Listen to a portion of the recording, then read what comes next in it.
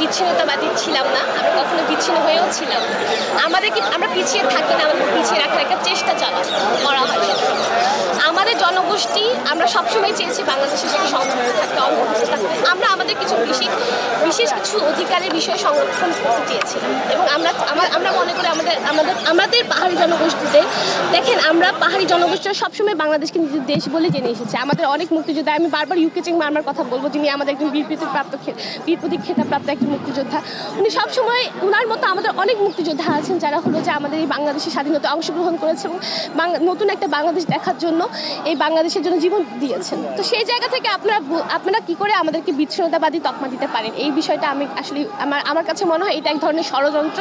এই ধরনের ষড়যন্ত্রের মাধ্যমে আমাদের জনগোষ্ঠীকে, যেহেতু আমরা এই বাংলাদেশের 1% জনগোষ্ঠী, হ্যাঁ, আমাদেরকে পিছিয়ে রাখার একটা চেষ্টা চলা হয়। আর এছাড়াও এই ফ্যাসিবাদ আমলের পর সবসময় দেখবেন 1971 সালের পরবর্তী সময়, যখন যুদ্ধ পরবর্তী সময় দেখা যায় যে বিশৃঙ্খলা একটা সৃষ্টি করা হয়। হ্যাঁ, এটা নতুন কিছু না। এবং আমাদের এই যে আমরা যে বর্তমান বাংলাদেশে আছি, এই যে এত বড় একটা আমূল পরিবর্তন ঘটে গেল, যে ফ্যাসিবাদকে আমরা এতদিন সরাতে পারিনি, এত বড় একটা আমূল পরিবর্তনের পর অবশ্যই আমাদের এই যে একটা প্লে কার্ড, একটা মানে আমাদেরকে দিয়ে একটা ষড়যন্ত্র করার চেষ্টা অবশ্যই চলবে। এবং এই ষড়যন্ত্রের অংশ হিসেবে আমি মনে করি যে বর্তমানে এত ধরনের হলো যে আপনারা কন্ট্রোভার্সি শুনতে পাচ্ছেন আমাদের জনগোষ্ঠী, কিন্তু আমাদের জনগোষ্ঠীটা এই দেশের জন্য, আপনার ঋতুপর্ণা চাকমার দিকে তাকান, মনিকা চাকমার দিকে তাকান, আমাদের অনেক, এটা তো বাংলাদেশেরই গর্ব, তাই না? আমরা তো বাংলাদেশেরই অংশ।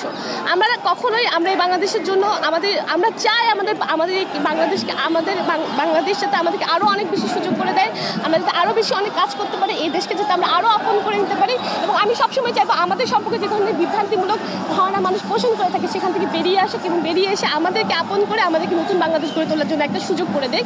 এবং আমাদেরকে যাতে আগামীতে এই ধরনের কোনো রকম মানে আপত্তিজনক প্রশ্নের সম্মুখীন না হতে, যে আমরা এই ধরনের, বা আমাদের যাতে আপত্তিজনক কোনো রকম ট্যাগিং না করা হয়। কারণ আমাদের জনগোষ্ঠীটা আমরা মনে করি যেহেতু আমরা সংখ্যা 1%, হ্যাঁ, দেখবেন কোনো কিছু ঘটলেই হলো যে সাম্প্রদায়িক হামলা ঘটে, আমাদের উপর একটা মানে জাতিগত বিদ্বেষ দেখা দেয়। এই ধরনের বিদ্বেষমূলক আচরণ থেকে যাতে বাংলাদেশ বেরিয়ে আসতে পারে, উদার হতে পারে, সহনশীল হতে পারে, আরও বেশি উদার মুক্ত চিন্তা করতে পারে, আমি অবশ্যই এই ধরনের আশা ব্যক্ত করছি নতুন বাংলাদেশের কাছে। এবং আমরা আগামীতে অবশ্যই চাইবো এই দেশের সাথে সংযুক্ত হয়ে আরও বেশি এই দেশকে সামনের দিকে নিয়ে যেতে, আন্তর্জাতিক পর্যায়ে আমরা এমন একটা দেশে গিয়ে দাঁড়াতে পারি যে দেশে হলো যে আমরা বাংলাদেশি হিসেবে বাংলাদেশি জনগোষ্ঠী হিসেবে পরিচিত হব এবং আমরা বাংলাদেশের গর্ব হয়ে প্রথম সারির সারথি হব।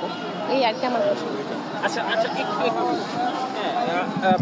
আপনার পাহাড়ে আসলে আপনারা মানে বিজয় দিবস কিভাবে উদযাপন করবেন, এই বিষয়টা বলেন। পুরো বাংলাদেশে যেভাবে বিজয় দিবস উদযাপন করা হয়, পাহাড়ে সেভাবে উদযাপন করা হবে। আমি বারবার একই কথা বলছি, আমাদের অনেক মুক্তিযোদ্ধা আছে পাহাড়ি জনগোষ্ঠী, মারমা, ত্রিপুরা, চাকমা, যারা মুক্তিযুদ্ধে অংশগ্রহণ করেছে এবং বীর প্রতীক প্রাপ্ত এবং অন্যান্য আরও মুক্তিযোদ্ধার মানে সম্মানজনক পদে আছেন। তো আমি বলতে চাচ্ছি আমাদের এই বাংলাদেশের বিজয় দিবস কোনো একক জনগোষ্ঠীর না, এই বিজয় সকলের। হ্যাঁ, আমরা বাংলাদেশে যারা বসবাস করি এই বিজয় সকলে, আমরা সকলেই যেভাবে পুরো বাংলাদেশ উপভোগ করে আমরা সেভাবে এই বিজয় দিবসকে উপভোগ করি এবং সেইভাবে উদযাপন করছি আর কি। নতুন বাংলাদেশ অনেকেই বলছিলেন যে গত 17 বছর পর একটি নতুন বিজয় দিবস উদযাপন করছে, তো আজকের এই দিনে আপনার কেমন মনে হচ্ছে, আপনার অনুভূতিটা কি?